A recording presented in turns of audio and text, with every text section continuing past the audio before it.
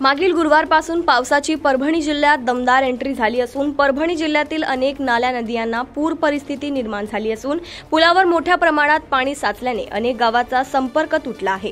परभणीच्या पालम तालुक्यातील पुईनी या गावाचा पावसाने पूल वाहून गेला असून अंदाजित 10 गावांचा संपर्क तुटला असून प्रशासन कामाला लागले आहे। परभणी तालुक्यातील श्री क्षेत्र त्रिधार येथून वाहणारी गोदावरी नदीला पूर परिस्थिती निर्माण झाली आहे। मंदिरला जाणाऱ्या रस्त्यावरील पुरावरून पाणी वाहत आहे। तसेच परभणीतील जिंतूर तालुक्यातील येलदरी धरणाच्या आज सकाळी 7च्या सुमारास 6 दरवाजे उघडण्यात आले असून 4 दरवाजे 1 मीटर उंचीने तर 2 दरवाजे अर्ध्या मीटर उंचीने उघडण्यात आले असून नदीकाठच्या राहणाऱ्या नागरिकांना पूर्ण सूचना देण्यात आली आहे।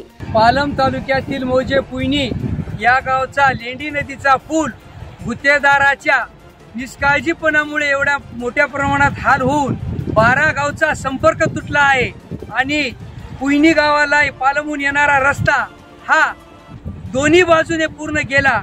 नळ्या अपूर्ण टाकून त्यांच्या नळ्याला फुरसन बसलं आणि दुमार या पुलाकडे न बघितल्यामुळे फुरसनामुळे पाणी जाणारा ओघ कमी झाला आणि त्यामुळे बाजूला वसांडा पडून पूल हा पूर्ण खसून गेला आणि 12 गावचा पालमला येण्यासाठी संपर्क तुटला। यामुळे गावातून येणाऱ्या प्रत्येक रुग्णाची व गावातील नागरिकांची बेहाल होत आहे।